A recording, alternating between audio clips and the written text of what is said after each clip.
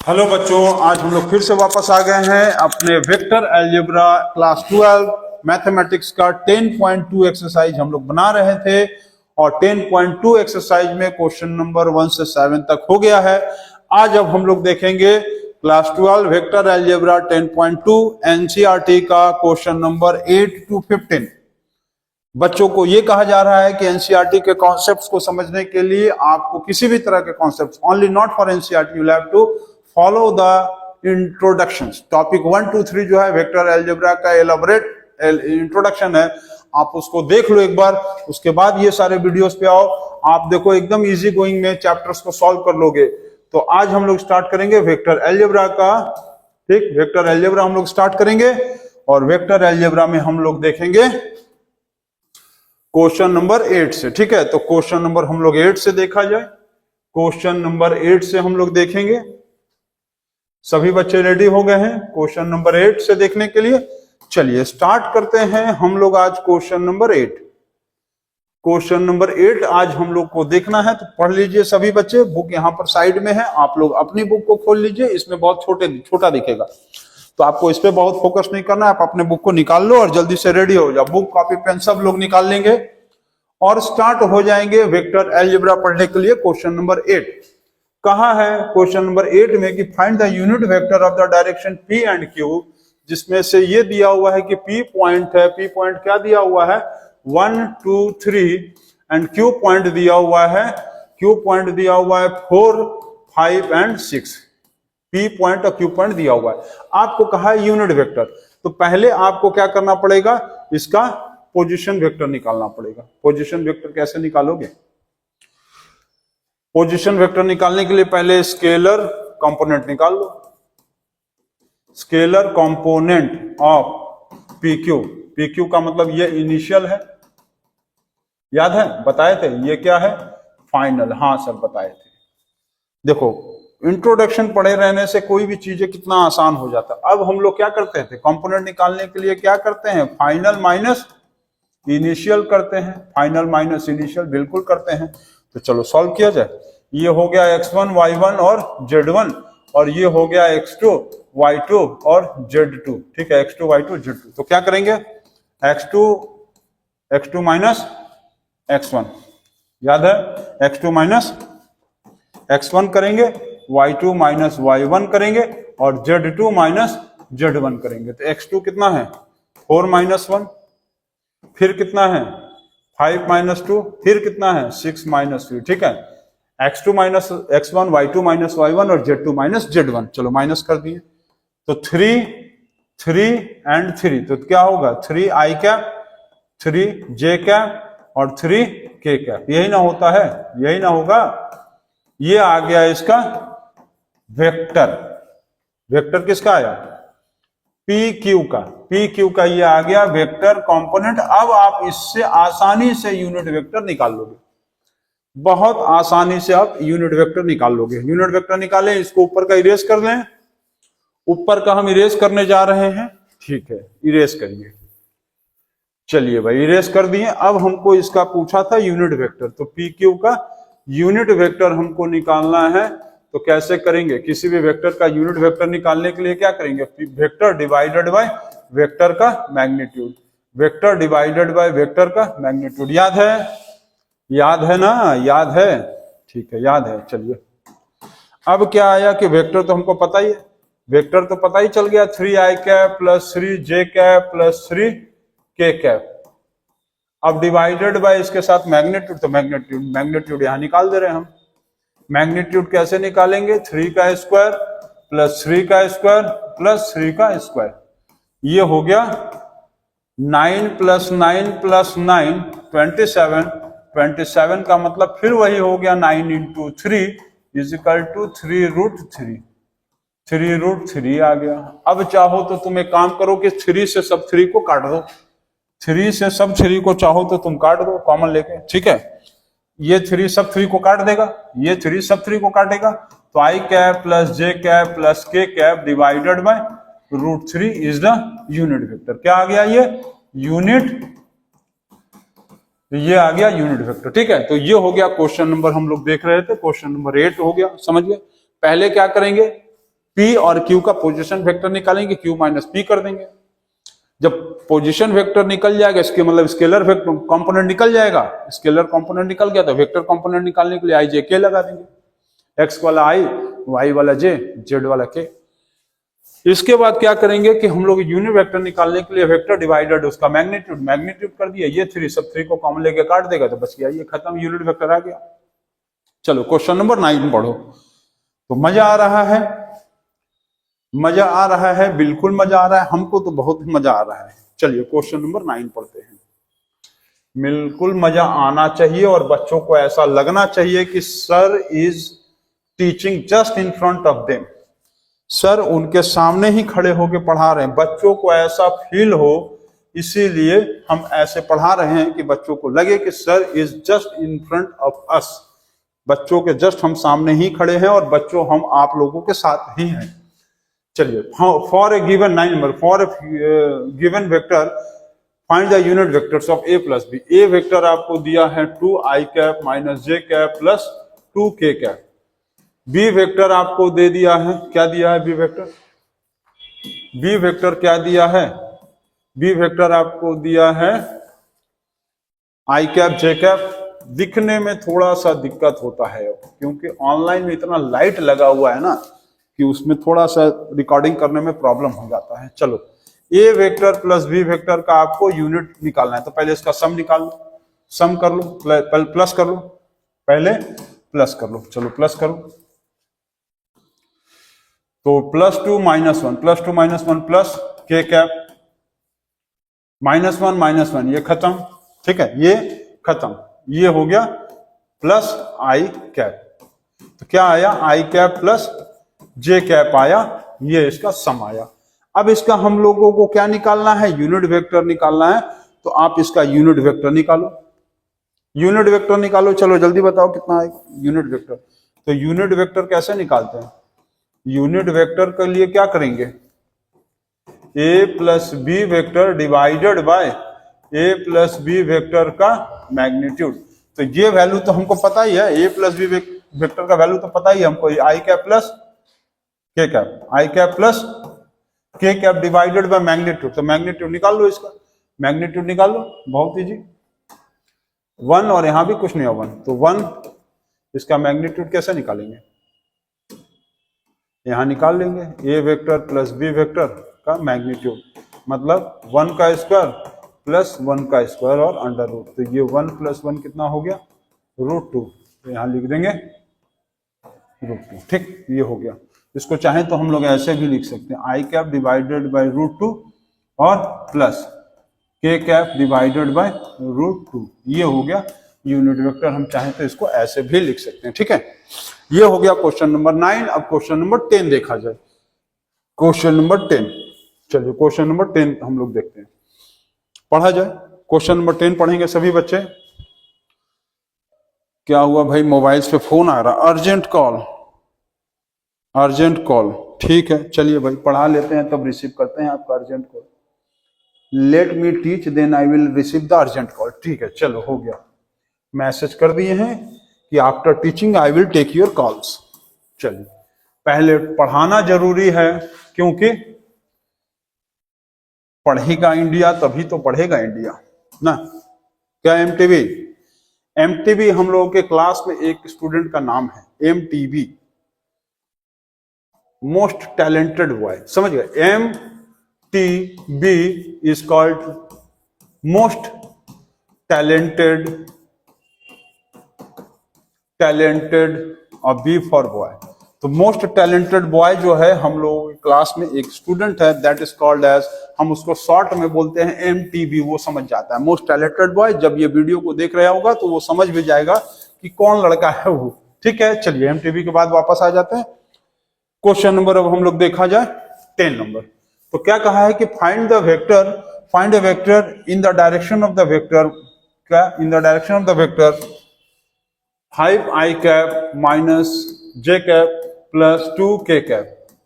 देखो क्वेश्चन में 10 नंबर में क्या लिखा है कि तुमको एक ऐसा वेक्टर निकालना है, एक ऐसा वेक्टर निकालना है इसी डायरेक्शन में जिसका वैल्यू 8 टाइम्स हो, जिसका मैग्नीट्यूड जिसका मैग्नीट्यूड 8 यूनिट हो, जिसका मैग्नीट्यूड 8 यूनिट्स हो, तो इसके लिए क्या करोगे, मतलब तुमको एक ऐसा वेक्टर निकालना है उसी डायरेक्शन में जो इसके मैग्नीट्यूड का 8 गुना हो, इसके मैग्नीट्यूड का 8 गुना हो। तो तुम क्या करोगे कि यूनिट वेक्टर निकाल के तुम क्या करोगे, यूनिट वेक्टर निकाल लो, यूनिट वेक्टर से मल्टीप्लाई कर दो 8 का। यूनिट वेक्टर निकाल के क्या करोगे, सीधा तुम 8 से मल्टीप्लाई कर दो। समझ है ना, एक ऐसा वेक्टर निकालना है इसी डायरेक्शन में, इसके यूनिट, इसके मैग्नीट्यूड का 8 टाइम्स। तो पहले इसका यूनिट वेक्टर निकाल के 8 गुना से मल्टीप्लाई कर दो, 8 टाइम्स से मल्टीप्लाई कर दो उसका, ठीक है। उसके यूनिट वेक्टर को निकाल के 8 से मल्टीप्लाई कर दो। तो चलो पहले सबसे पहला काम पड़ता है यूनिट वेक्टर निकालने का। तो चलो यूनिट वेक्टर निकालते हैं। यूनिट वेक्टर कैसे निकालेंगे, वेक्टर डिवाइडेड बाय मैग्नीट्यूड। तो वेक्टर ये हो गया, ठीक। इसका मैग्नीट्यूड, मैग्नीट्यूड कितना आएगा इसका, मैग्नीट्यूड चलो निकाल लो, शॉर्ट में हम निकाल दें। यहाँ 5 का स्क्वायर प्लस -1 का स्क्वायर प्लस 2 का square is equal to 25 plus 1 plus 4 is equal to √30, √30 हो गया, ठीक। अब क्योंकि कहा है कि 8 यूनिट्स मतलब मतलब ऐसा वेक्टर बताना है, vector which is same direction and 8 unit, ठीक, which is same direction with 8 units. तो जो यूनिट वेक्टर आया, ये यूनिट वेक्टर हमारा ये आया था डिवाइडेड बाय √30। तुम इससे 8 का मल्टीप्लाई कर दो, बस हो गया, ठीक है। यूनिट वेक्टर निकाल के तुमको क्यों कहा है कि एक ऐसा वेक्टर निकालना है सेम डायरेक्शन में और उसका मैग्नीट्यूड जो है 8 यूनिट्स हो। तो यूनिट वेक्टर निकाल लो, उसका 8 गुना से मल्टीप्लाई कर दो, 8 से मल्टीप्लाई कर दो। अब तुम चाहो तो मल्टीप्लाई करके लिख लो, ठीक है। ऊपर का क्वेश्चन इरेज कर दें। चलो मल्टीप्लाई करके क्या आएगा, मल्टीप्लाई करके क्या आएगा, तुम चाहो ऐसे लिख लो, 8 5 जा 40, 8 1 जा 8 और 8 2 जा 16 के कैप डिवाइडेड बाय √30। ये हो गया आंसर। मतलब ऐसा वेक्टर हो गया जिसका वैल्यू 8 यूनिट्स होगा गिवन वेक्टर्स का, और सेम डायरेक्शन में भी चलेगा क्योंकि ये वाला डायरेक्शन था plus minus plus plus minus plus. तो ये हो गया आपका आंसर। क्वेश्चन नंबर कौन सा था, ये 10 नंबर क्वेश्चन था, ठीक। चलिए क्वेश्चन नंबर 10 इज कंप्लीटेड। तो क्वेश्चन नंबर अब 11 देखा जाए। चलो क्वेश्चन नंबर अब हम लोग 11 देखते हैं। क्वेश्चन नंबर 11 पढ़ो, सभी बच्चे क्वेश्चन नंबर 11 पढ़ेंगे। क्या है क्वेश्चन नंबर, क्वेश्चन नंबर 11 दिया हुआ है कि so that the vectors are collinear. Very easy, एकदम तुरंत। ये सब क्वेश्चन में तो समय ही नहीं लगना चाहिए, बताना है कि कॉलिनियर है। तो कॉलिनियर के लिए सीधा उसको पैरेलल दिखा देंगे। कॉलिनियर के लिए या तो पैरेलल या तो एंटी पैरेलल दिखा दो, बस हो गया काम खत्म। कॉलिनियर के लिए तुमको 2 चीज होना चाहिए, या तो पैरेलल और या तो एंटी पैरेलल। पैरेलल मतलब क्या होता है, पैरेलल मतलब क्या होता है, सेम डायरेक्शन। और एंटी पैरेलल का मतलब क्या होता है, एंटी पैरेलल का मतलब होता है ऑपोजिट डायरेक्शन। तो जैसे देखो क्वेश्चन देखते हैं क्या दिया हुआ है, so that the vectors 2i cap minus 3j cap plus 4k cap and दिया हुआ है -4i cap plus 6j cap और -8k कैप। तो क्या करना है, कॉलिनियर का मतलब या तो सेम डायरेक्शन या तो ऑपोजिट डायरेक्शन, ठीक। अब देखते हैं किस डायरेक्शन पे चल रहा है। ये प्लस माइनस प्लस, ये चल रहा है माइनस प्लस माइनस, मतलब एंटी पैरेलल है, एंटी पैरेलल है। दूसरी चीज इसमें यदि तुम चाहोगे तो कॉमन निकालोगे। इसमें क्या करोगे तुम, कॉमन भी चाहो तो निकालो। कैसे, 2 कॉमन ले लो तो ये आ जाएगा -2i cap plus 3j cap और -4k कैप। सेम इसके जैसा आ गया, बस क्या है कि plus minus plus plus minus plus minus plus minus, तो एंटी पैरेलल कॉलिनियर हो गया। कॉलिनियर के लिए पैरेलल या एंटी पैरेलल होना चाहिए, बस हो गया खत्म। ये कॉलिनियर है, मतलब ये क्या है, ये दोनों वेक्टर्स जो है वो है कॉलिनियर। क्यों है कॉलिनियर? क्योंकि एंटी पैरेलल है। ठीक, क्वेश्चन नंबर 11 हम पहले ही बोले थे कि कॉन्सेप्ट यदि आपका क्लियर है, क्वेश्चन को बनाने में समय नहीं लगेगा। मैं पहले ही आपको कहा था, तो मजे लीजिए और क्वेश्चंस को बनाते जाइए, क्योंकि सभी बच्चों ने मेरे साथ इंट्रोडक्शन पढ़ने में खूब मेहनत किया था, खूब 3 वीडियोस में टाइम दिया था आपने, और उस समय बच्चे बोल रहे थे कि सर इतना टाइम क्यों लगा रहे हैं इंट्रोडक्शन में। वो इसीलिए लगा रहे थे कि क्वेश्चंस को आप तुरंत उड़ा दो, धुआं उड़ा दो। पहले बता दो ना कि धुआं उड़ा दोगे। चलो, find the direction cosines. Question number 12 में आपको कहा है direction cosines, direction cosines of vector, direction cosines of the vector i cap plus 2j cap और प्लस 3k कैप। इसका आपको डायरेक्शन कोसाइंस बोला है फाइंड करने के लिए। तो कैसे फाइंड आउट करेंगे, जल्दी से बनाइए आप, जल्दी से जल्दी खुद से बना के दिखाएंगे। चलिए जल्दी से 12 नंबर क्वेश्चन बनाइए। माइक चेंज करने गया था क्योंकि माइक जो है ये चार्ज से हट गया है, तो अब आपको आवाज मिलेगा आराम से। तो डायरेक्शन कोसाइंस को हम लोग क्या कहते हैं? डायरेक्शन कोसाइंस को हम लोग बोलते हैं एल, एम और एन। क्या फॉर्मूला होता था एल का, याद है? x divided by x square plus y square plus z square under root, यही होता था। याद कर लो, पहले फॉर्मूला एक बार याद कर लेंगे सभी बच्चे। डायरेक्शन कोसाइंस का फॉर्मूला यही था, सभी बच्चे एक बार क्लियर करेंगे। बिल्कुल सर यही था। ठीक, तो डायरेक्शन कोसाइंस निकालिए। ये क्या है? x के साथ 1 है, y के साथ 2, और ये x का वैल्यू, ये y का वैल्यू और ये z का वैल्यू। बस वैल्यू पुटा पुटी, वैल्यू पुट करेंगे, पुटा पुटी करेंगे, खत्म। तो 1 डिवाइडेड बाय 1 का स्क्वायर प्लस 2 का स्क्वायर प्लस 3 का स्क्वायर इज इक्वल टू, और अंडर रूट क्या आएगा? 1 डिवाइडेड बाय 941 रूट 13। ठीक, रूट 13 हो गया। ठीक है, रूट 13 हो गया कि नहीं भाई? आप थोड़ा सा अब 12 क्लास में आ गए हो, थोड़ा सा समझ लो। चलो इतना आप समझ लोगे मेरे लिए। ये y divided by x square plus y square plus z square, मेरे लिए थोड़ा सा इतना आप लोग समझ लो। y का वैल्यू कितना है? 2। 2 डिवाइडेड बाय सेम वैल्यू आएगा, नीचे का तो वैल्यू सेम होगा ना, नीचे का तो वैल्यू सेम आ रहा है, n एल एम एन। तो 3 मतलब z divided by z divided by z divided by z divided by x square plus y square plus z square, x square plus y square plus z square, x square plus y square plus z square and under root. Z का value क्या है? 3 divided by under root 13, यही आएगा। तो ये हो गया आपका डायरेक्शन कोसाइंस, ये और ये। ठीक, तो डायरेक्शन कोसाइंस क्योंकि एल एम एन होता है, तो एल का वैल्यू कितना आया? 1 बाय रूट 13। एम का वैल्यू क्या आया? 2 बाय रूट 13। और राइटिंग से हम बहुत परेशान है, बचपन से परेशान है, बड़ी बहुत दिक्कत होता है, बहुत ही पुअर राइटिंग। हमको कभी भी राइटिंग में कुछ नहीं मिला स्कूल में, no awards in writing because very bad writing. ठीक है, तो ये आ गया एलिमेंट का वैल्यू, जो कि आज भी हम परेशान है राइटिंग से। तो ये आपका आ गया क्वेश्चन नंबर 12। चलिए, हो गया, समझ गए? तो डायरेक्शन कोसाइंस का मतलब L Y L M N, L का फॉर्मूला, वाई का एम का फॉर्मूला और एन का फॉर्मूला पता ही है। हो गया, खत्म। चलिए क्वेश्चन नंबर 13। और सभी बच्चे जो भी हमारे वीडियोस को देखेगा वो जरूर से कमेंट करेगा कि इंट्रोडक्शन जो इतना लंबा पढ़े हैं उससे आपको फायदा मिला या नहीं मिला। और इसमें 2 बच्चे हमको जरूर से बताएंगे, mister MTB and mister Ajit, very good students.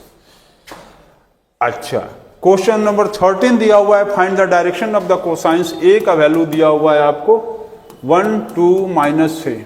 ठीक, 1 2 -3 एंड बी का वैल्यू दिया हुआ है, बी का वैल्यू दिया हुआ है -1 -2 और 1। ठीक, अब आपको कहा है direction cosines, direction cosines directed from A to B। Direction cosines directed from A to B, A से बी की तरफ डायरेक्ट करता हुआ डायरेक्शन कोसाइंस आपको बताना है। ठीक है, तो इसका मतलब ये है इनिशियल और ये है फाइनल। तो सबसे पहले स्केलर कंपोनेंट चलो निकाल लेते हैं, बहुत आसान हो जाएगा। फिर वेक्टर कंपोनेंट तो इजीली निकल जाएगा, डायरेक्शन कोसाइंस भी निकल जाएगा। तो स्केलर कंपोनेंट के लिए फॉर्मूला क्या होगा, ये होगा x1 y1 z1, क्योंकि ये क्या हो गया इनिशियल, और b क्या हो गया फाइनल हो गया, मतलब ये हो गया x2 y2 और z2। तो फॉर्मूला क्या होता है x2 minus x1 y2 minus y1 और z2 माइनस z1। तो x2 कितना है -1 और -1 माइनस, ठीक, y2 कितना है -2 फिर z2 कितना है z2 1 माइनस और -3, ऐसे ऐसे समझिए z2 1 और माइनस माइनस माइनस माइनस, ठीक, क्या आएगा -2 -4 और 4, क्यों माइनस माइनस प्लस और 4। तो इसका वेक्टर कंपोनेंट कितना होगा, वेक्टर कंपोनेंट होगा -2i कैप -4j कैप और +4k cap, -2i cap -4j cap +4k cap. अब बहुत आसान हो जाएगा, क्योंकि ये x का वैल्यू, ये y का वैल्यू और ये z का वैल्यू, तो डायरेक्शन कोसाइंस तो बहुत इजीली बन ही जाएगा। चलो डायरेक्शन कोसाइंस निकालते हैं, क्योंकि डायरेक्शन कोसाइंस को हम लोग क्या बोलते हैं एलएमएन, डायरेक्शन कोसाइंस को बोलते हैं हम लोग एलएमएन। ठीक, डायरेक्शन कोसाइंस को हम लोग क्या बोलते हैं L M and N. LMN निकालना है तो बहुत आसान, एल का फॉर्मूला क्या होगा x divided bye x² plus y² plus z²। m का वैल्यू क्या होगा, m का फॉर्मूला नोट करते चलेंगे, सभी बच्चे जो है वो नोट करते चलेंगे, प्लस z²। ठीक, नोट करते चलिए भाई, थोड़ा सा हमारे लिए आप नोट करते चलो, तभी तो समझ में आएगा कुछ। ठीक है सर, नोट कर रहे हैं। n का value MTV you should also note, और बाकी जितने भी हमारे सारे बच्चे MTV हैं, मोस्ट टैलेंटेड बॉय हैं, और MTG भी हैं, क्योंकि गर्ल्स भी देख रही हैं तो मोस्ट टैलेंटेड गर्ल्स भी हैं। तो चलिए वैल्यू पुट अप करते हैं, x का वैल्यू -2 डिवाइडेड बाय -2 का स्क्वायर -4 का स्क्वायर और +4 का स्क्वायर, और ये हो गया अंडर रूट। क्या वैल्यू आएगा, क्या वैल्यू आएगा, सॉल्व करके देखें। Is equal to -2 divided by, ये कितना होगा 4, ये होगा 16, ये होगा 16, अंडर रूट करेंगे तो ये आएगा 16 16 32 36, अंडर रूट करेंगे तो 6 मतलब -1/3, -1/3 आया। ठीक, चलिए अब इसमें तो करना ही नहीं है, बस खाली y का वैल्यू बैठा दीजिए, -4 डिवाइडेड बाय 6 -2/3, z मतलब 4 डिवाइडेड बाय 6 मतलब 2/3, मतलब हमारा डायरेक्शन कोसाइंस जो एल एम एन है, m का वैल्यू आ रहा है -1/3, l का वैल्यू -1/3 और m का वैल्यू आया है -2/3 और n का जो वैल्यू आया है वो आया है 2/3। तो ये आ गया आपका L M N, direction cosines. इसी को हम लोग कहते हैं डायरेक्शन, क्या कहते हैं, डायरेक्शन कोसाइंस कहते हैं। ये आपका हो गया। ठीक, तो क्वेश्चन नंबर 14 देखा जाए। अब हम लोग क्वेश्चन नंबर 14 देखा जाएगा। चलिए क्वेश्चन नंबर हम लोग 14 की तरफ देखते हैं कि क्या है। तो हो गया ना, डायरेक्शन कोसाइंस हो गया। ठीक, चलिए 14 नंबर क्वेश्चन पढ़िए और जल्दी से देखिए।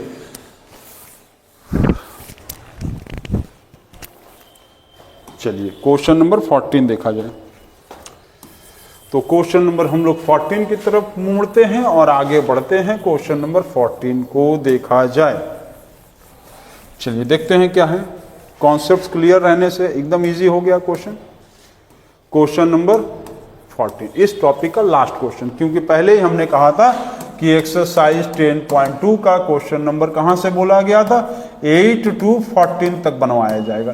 तो क्वेश्चन नंबर हम लोग 14 बनाने जा रहे हैं। जा नहीं रहे, यहीं खड़े हैं, जाएंगे कहाँ? क्या लिखा है? So that the vectors i cap plus j cap plus k cap are equally inclined to the axis